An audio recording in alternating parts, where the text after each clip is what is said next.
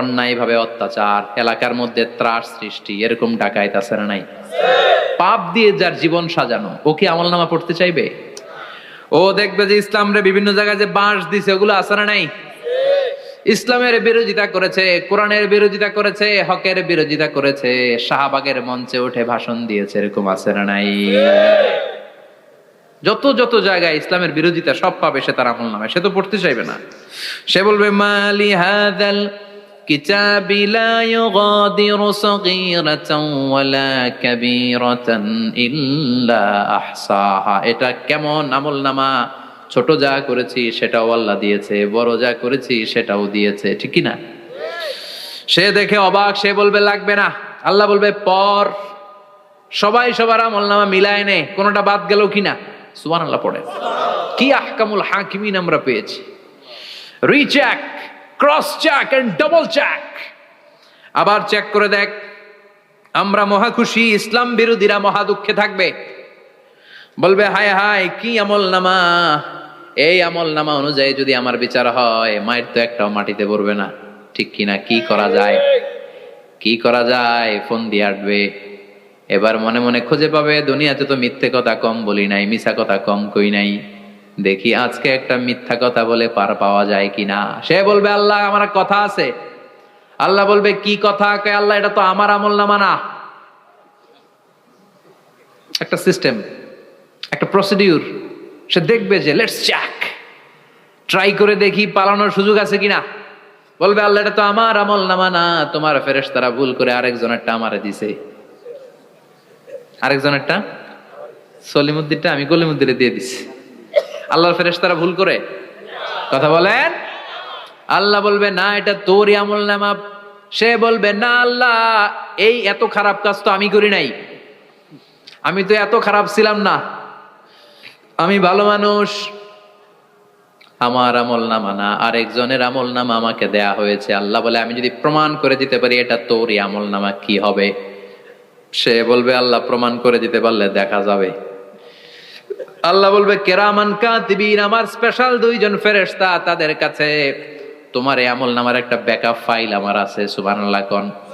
কেরামান কাতিবিন ইয়ালামুনা মা তাফআলুন।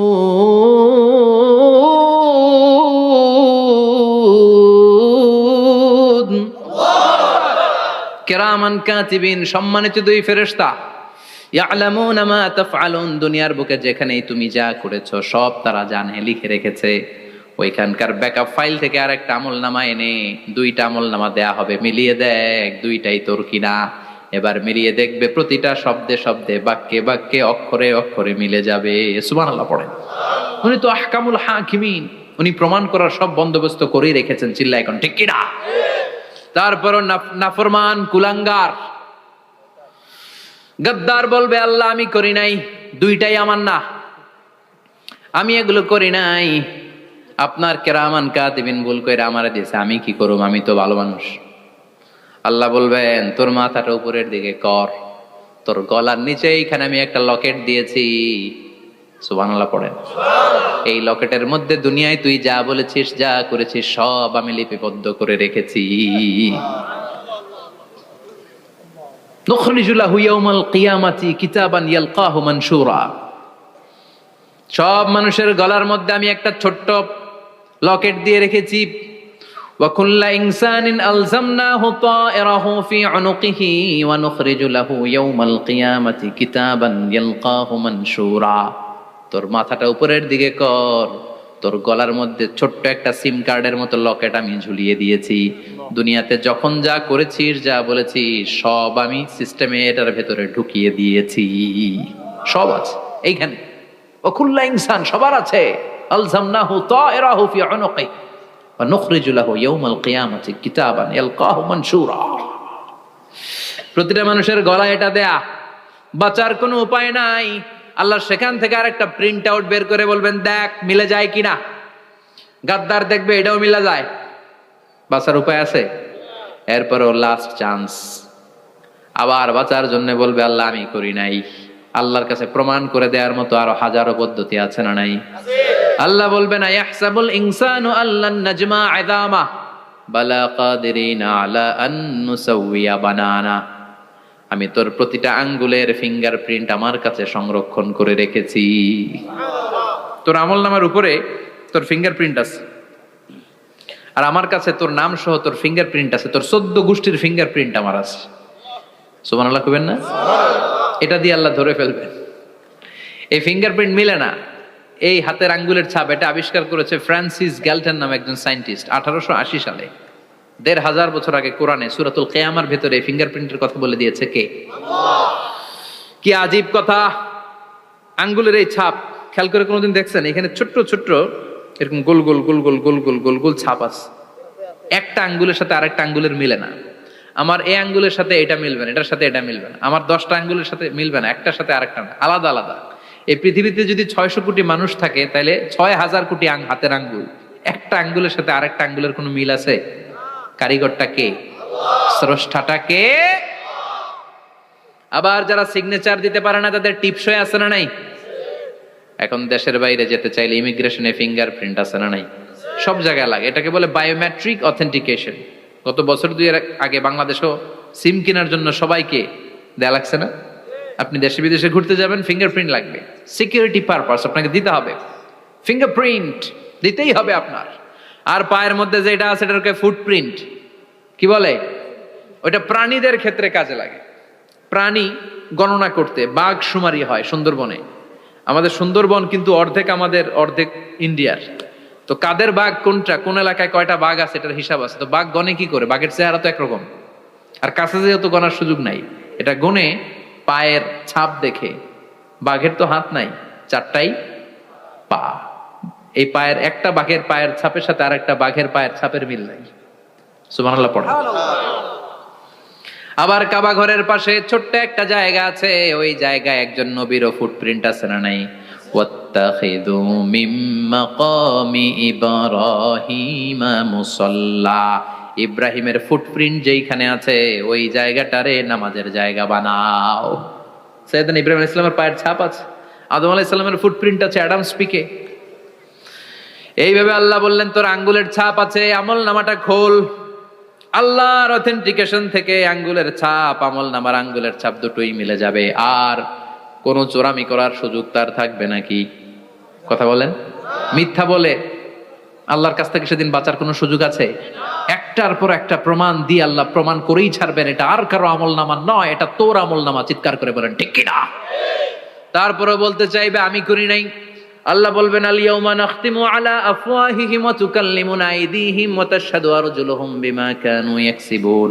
আজকে তোর ঠোঁট দুইটা আমি সেলাই করে দিলাম, তোর মুখ দিয়ে আর কথা বলার অধিকার নাই। তোর হাত এবার সাক্ষী দিবে। হাত বলবে আমি পাপ করেছি, অন্যায় করেছি, আমি শুট করেছি, আমি অন্যায় ভাবে মানুষের উপর চড়াও হয়েছি, হামলা করেছি, আঘাত করেছি। পা বলবে, পা দিয়ে হেঁটে হেঁটে আমি গানের কনসার্টে গিয়েছি, মদের আড্ডাখানে গিয়েছি, জুয়ার আসরে গিয়েছি, ঠিক কিনা?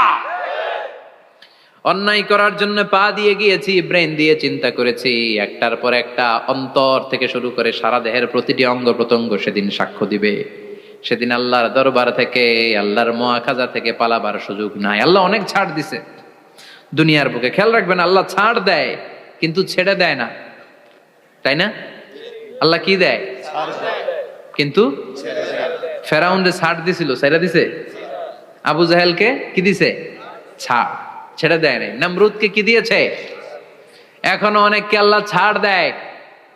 অনেক দাপট, অনেক ক্ষমতা, অনেক অন্যায় আল্লাহ ছাড় দেয়, কিন্তু আল্লাহ ছেড়ে দেওয়ার সত্তা না।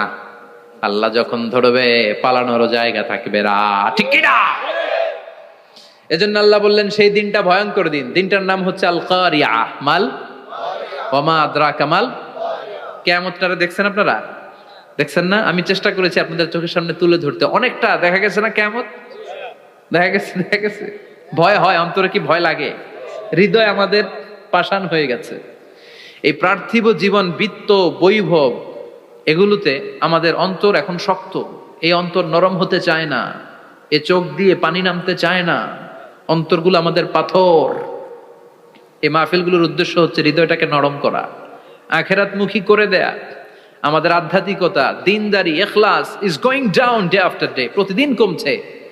আর আমাদের লোভ, ইগো, অহংকার দুনিয়ার লোভ লালসা দিন দিন বেড়ে যাচ্ছে।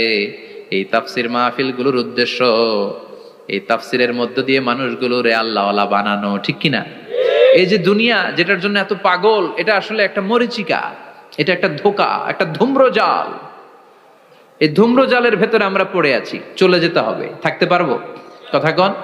একদিন মাটির ভেতরে হবে ঘরে মন আমার, কেন বন্ধ দালান ঘর, প্রাণ পাখি উড়ে যাবে পিঞ্জর ছেড়ে, ধরা ধামে সবই রবে তুমি যাবে চলে, বন্ধু বান্ধব যত মাতা পিতা দ্বারা সুত সবই হবে তোমার পরে মন আমার, কেন বান্ধ দালান ঘর, একদিন মাটির